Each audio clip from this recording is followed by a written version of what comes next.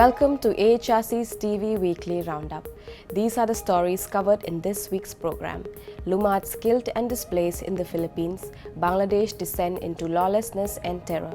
Human rights defender Adilur Khan speaks out. Transformation of justice institutions essential. Interview with Basil Fernando. Indigenous Papuans shot by security forces in Indonesian province of Papua. Welcome to AHRC TV Weekly Roundup. I am Emerine Kharbhi.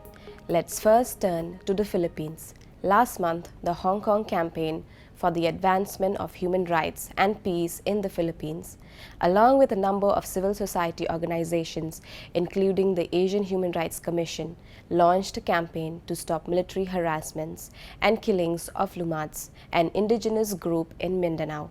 Massive displacement and over a dozen killings have been committed this year by military and paramilitary groups in the area.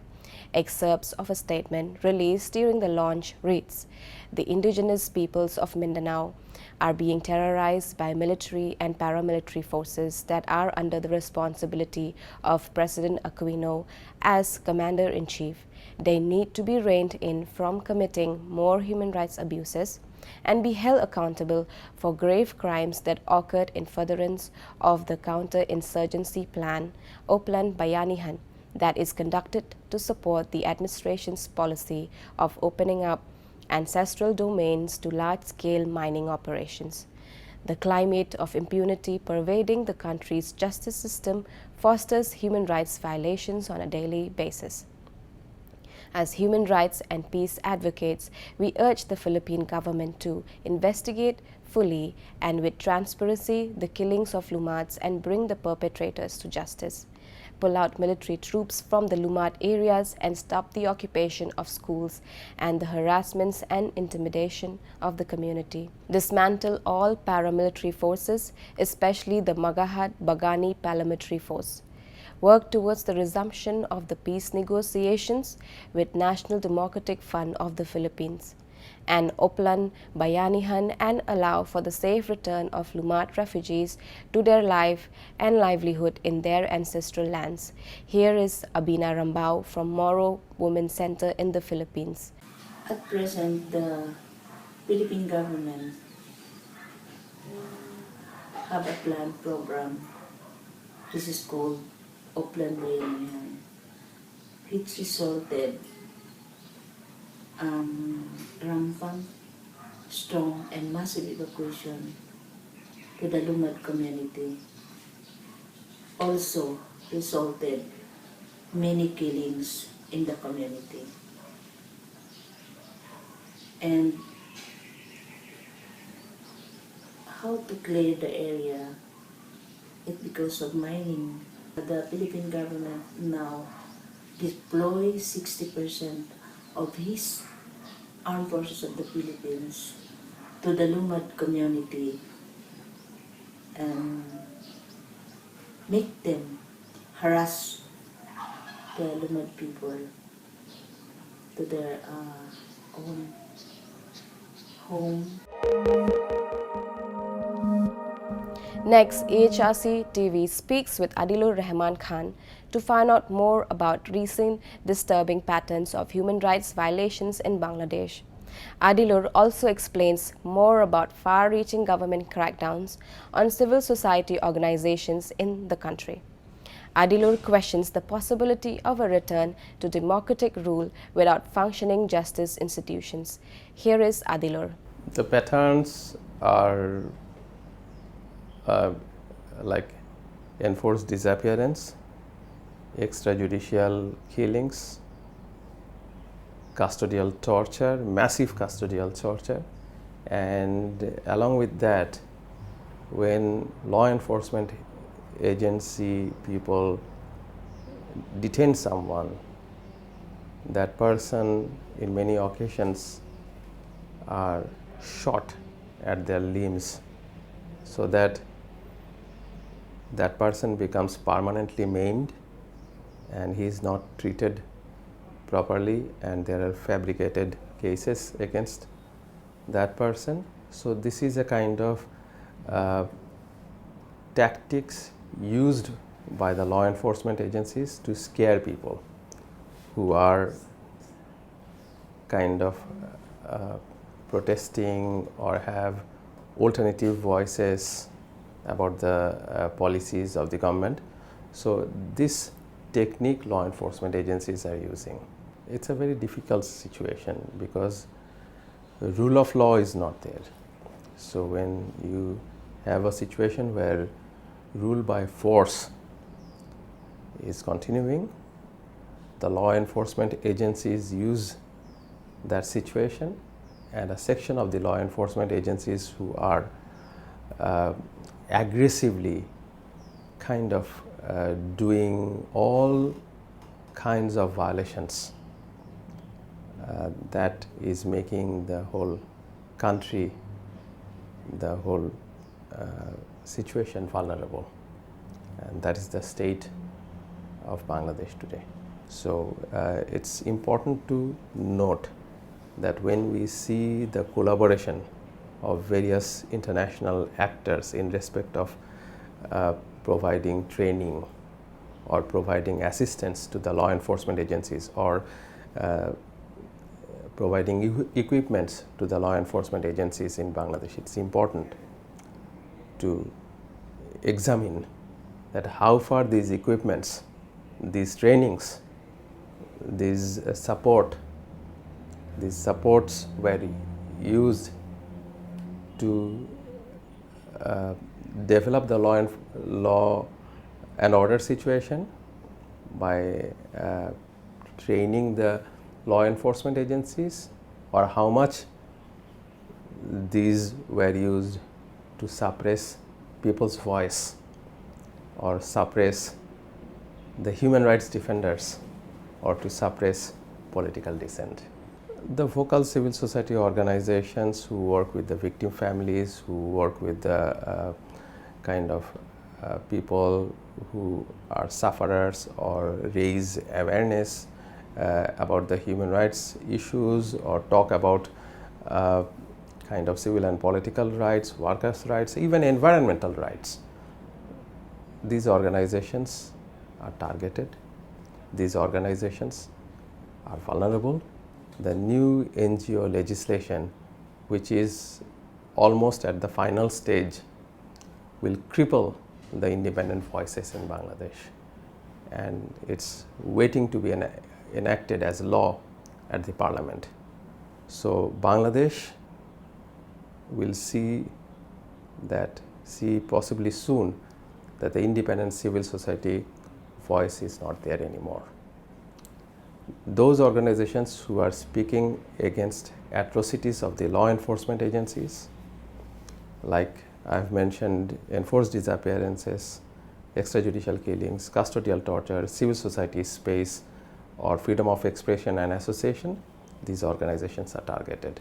Bangladesh was born out of the liberation struggle, where millions of people became victims, sacrificed their lives.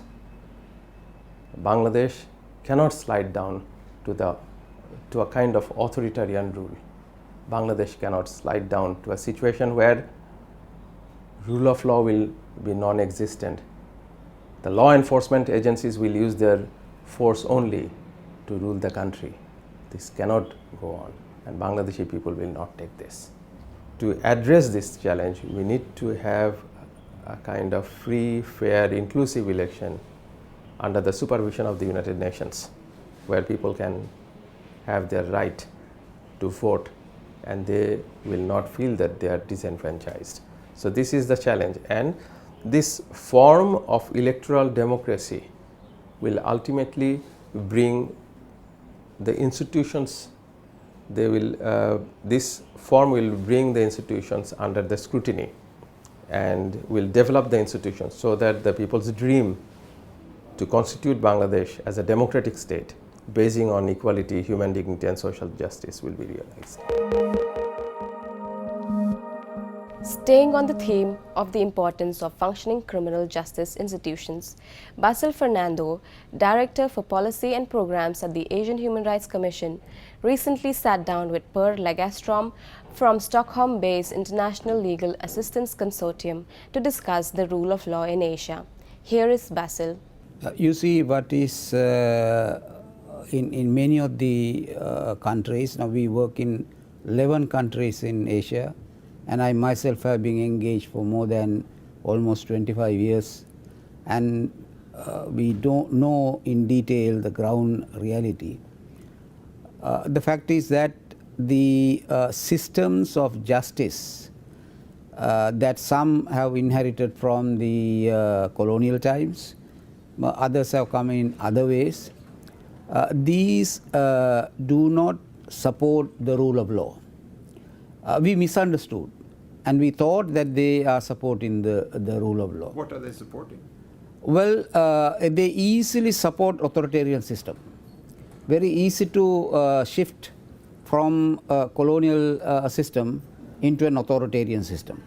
You saw that for a long time in Singapore, but we have seen in other countries, Malaysia, in Burma, in Sri Lanka.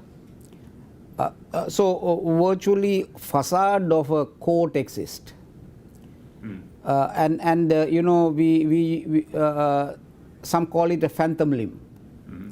So we imagine that we have an arm, and we try to use it.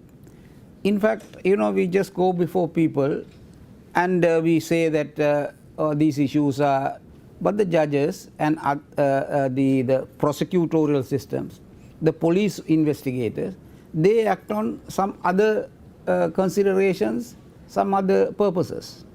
So at the end, people waste huge amount of times in what is called a justice system.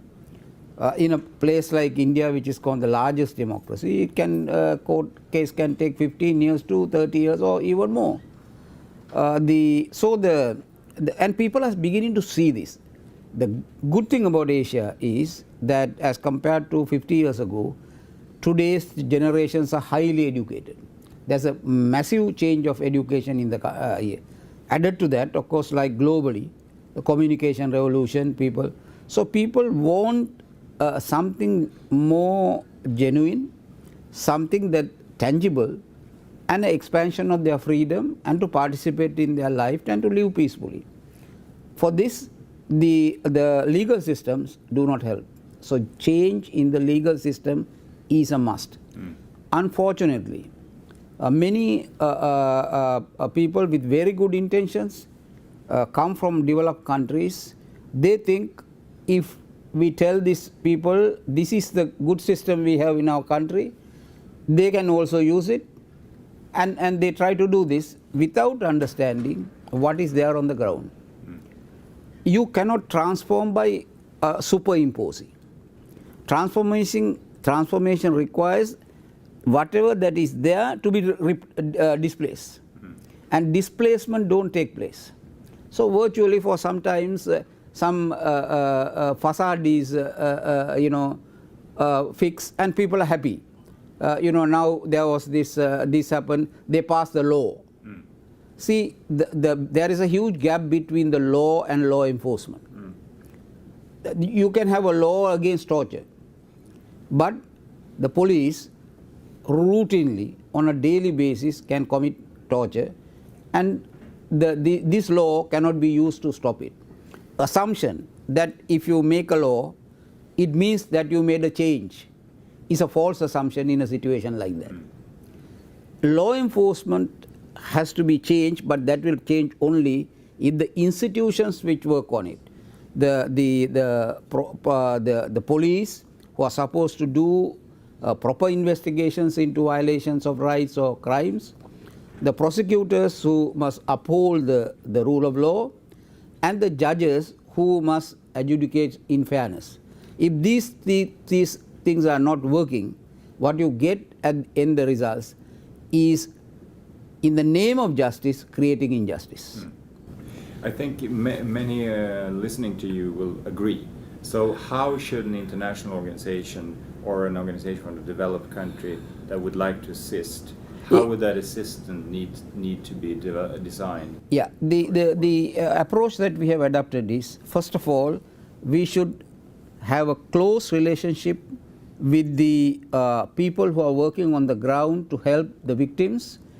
That can be lawyers, that can be civil society organizations, it can be various bar associations, and also some of the judges and others who are in fact trying to push change. Listen to them, understand what is the wrong. Like a doctor listen to the patient and understand the illness. If you try to treat a patient without knowing what the illness is a great disaster. And that is what is happening in the name of democratic interventions and things like that. So, and the people, we have in Asia a situation of people are eager to talk. They are willing to tell, these are the problems. So, if we have a dialogue, improve the dialogue, understand what is there, and then bring your resources, bring your history, the great history by which freedoms have been defended. But the mere institutional form without history is just nothing. So, but you cannot bring history without understanding other person's history. It is this, if it happens, there is a huge potential in these areas, and the people, the most important factor for democracy is the people. People want democracy, and the agents of democracy are many, but the agents of democracy in this side of the globe and the other side of the globe must listen to each other. And if this begins to happen, we will be contributing not only to a change here, but to a global level, a better discourse on these matters. Finally, to Indonesia, where 2 indigenous Papuan high school students have been shot in Timika in Papua province. 18-year-old Caleb Zarabagao has died, while 17-year-old Fernando Zabarofek has been seriously injured and is presently hospitalized.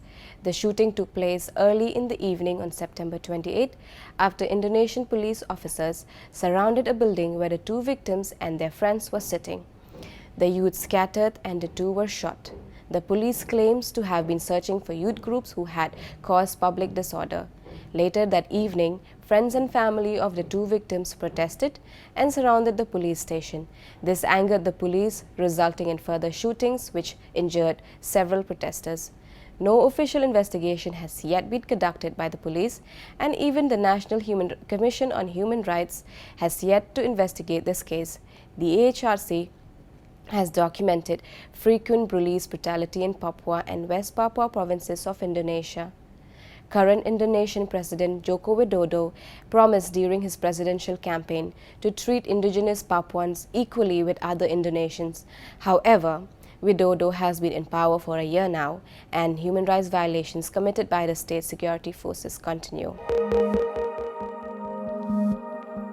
That is all for this weekly roundup. For more on these and other issues, please visit www.humanrights.asia.